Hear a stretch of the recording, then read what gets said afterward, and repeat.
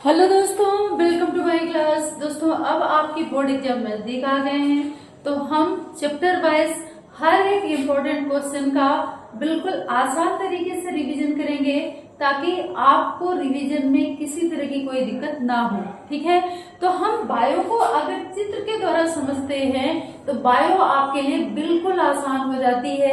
एक तो देखिए, इसके 3 फायदे हैं।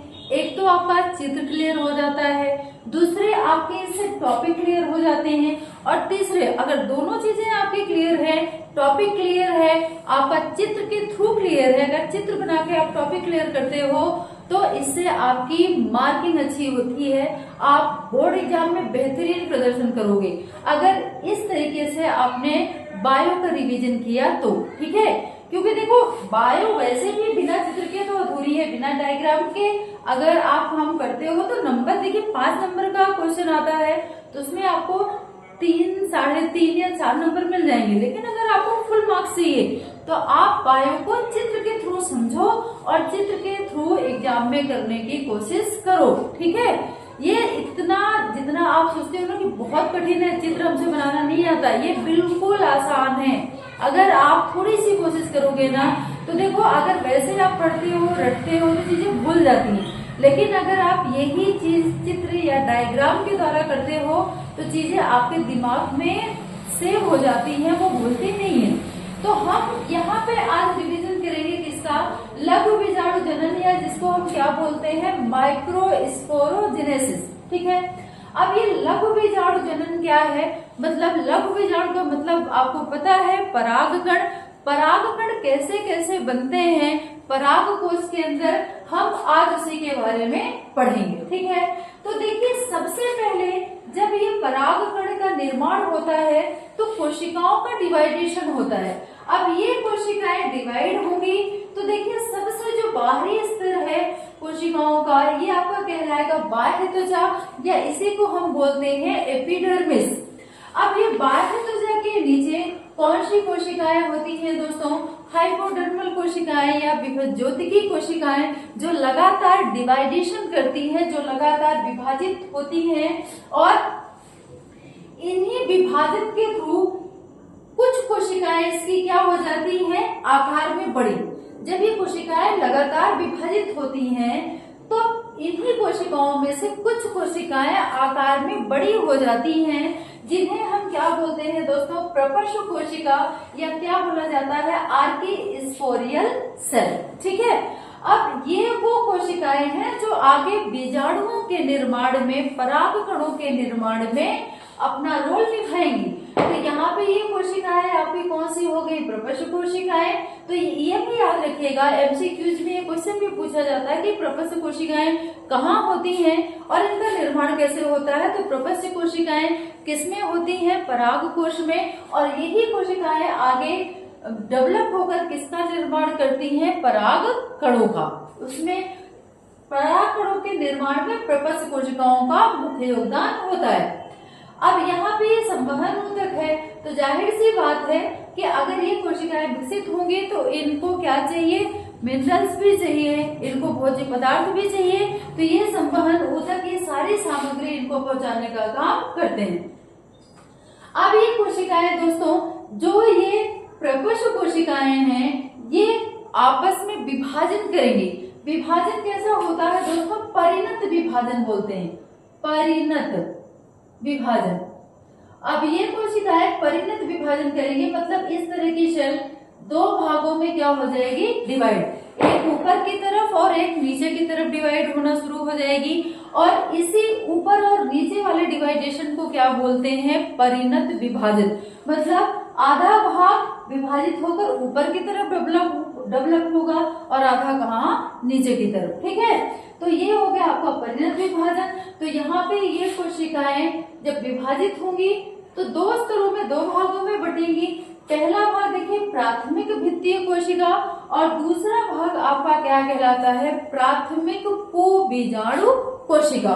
कौन सा है, प्राथमिक भित्तीय कोशिका, और दूसरा आपका क्या है, प्राथमिक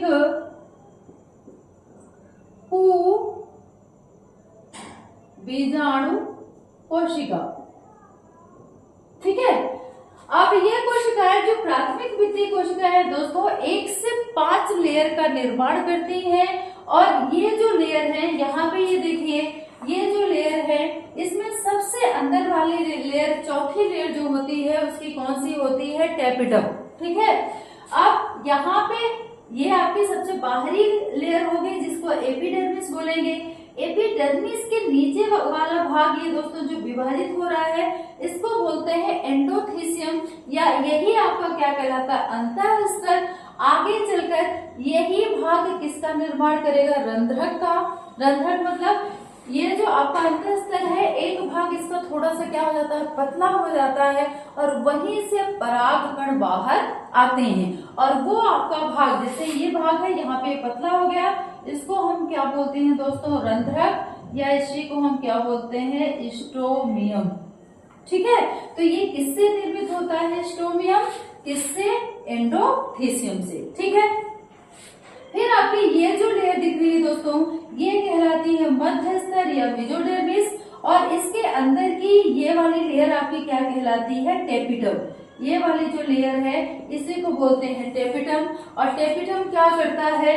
यहाँ पे जो पराग मात्र कोशिकाएं हैं, जो आपकी पराग मात्र कोशिकाएं हैं, मतलब आपकी कौन सी सेल?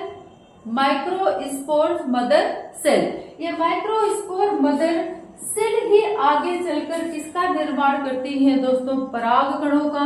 इनमें क्या होता है? अर्धसूत्री विभाजन होता है और विभाजित होकर ये एक पराग मात्र कोशिका से 4 परागकणों का निर्माण होगा। ठीक है। तो ये 4 से 5 लेयर हो गई।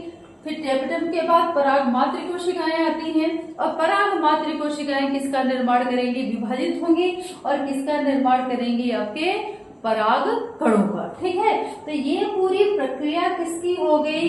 लघु बीजाणु जनन की। अब यहाँ पे देखिए, ये तो अपरिपक्व परागकोश है, मतलब यहाँ पे पराग कणों का निर्माण अभी शुरू हुआ है और ये आपका परिपक्व परागकोश है। अब यहाँ पे ये दिखा रहा है कि ये रंध्रक यहाँ से टूट गया, यहाँ से ये फट गया और ये जो परागकण है इसी रंध्रक के थ्रू कहाँ आ जाते हैं? बाहर। और फिर यही परागकण वर्तिकाग्र पे जाते हैं और किसकी क्रिया होती है? निषेचन की। ठीक है। तो आपके लघु बीजाणु जनन या माइक्रोस्पोरोजिनेसिस में सिर्फ आपको इतना याद रखना है कि कैसे कैसे इसमें डिवाइडेशन होता है। डिवाइडेशन के थ्रू सबसे मेन यहाँ पे आता है जब ये कोशिकाएं आपस में विभाजित होती हैं। प्राथमिक भित्ति कोशिका जो 1 से 5 लेयर बनाएगी।